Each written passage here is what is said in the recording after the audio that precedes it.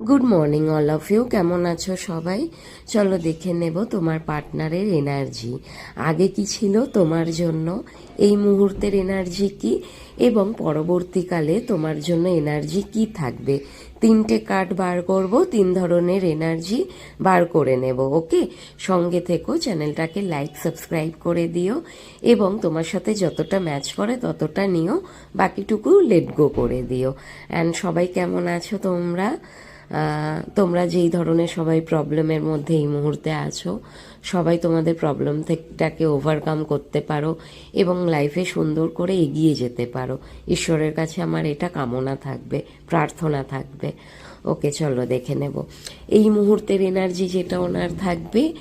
Queen of pentacle, আগের energy queen of pentacle, এই মুহূর্তের এনার্জি হচ্ছে দ্য সান।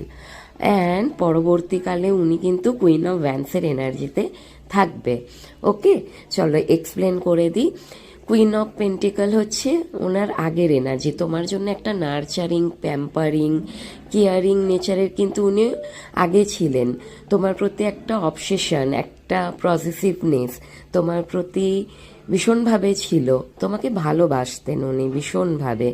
অ্যান্ড এই মুহূর্তের এনার্জি হচ্ছে উনি চাইছেন তোমার সাথে আবার নতুন করে স্টার্ট করতে। মেবি তোমাদের মধ্যে হয়তো নো কন্ট্যাক্ট সিচুয়েশন আছে, কিংবা সেইভাবে তোমাদের সম্পর্কটার মুভমেন্ট নেই। উনি চাইছেন নতুন করে স্টার্ট করতে এবং সম্পর্কটাকে গ্রোথ আনতে। আর পরবর্তীকালের যে এনার্জিটা ওনার থাকবে, উনি কিন্তু ভীষণভাবে চাইবেন সম্পর্কটাকে উনি নিজেই লিড করতে, উনি পরিচালনা করতে চাইবেন। আর ওনার এনার্জিটা ভীষণ পাওয়ারফুল থাকবে, কিন্তু হতে পারে উনি কোনো কোম্পানির বস, কিংবা কোনো মানে ভীষণ একটা ভালো পজিশনে থাকবেন হতে পারে। এবং এটাও হতে পারে উনি অকাল্টের সাথে যুক্ত আছেন, সাইকিক রিডার হতে পারেন, হিলার হতে পারেন, মেবি কোনো ধরনের অকাল্টের সাথে উনি যুক্ত আছেন হতে পারেন।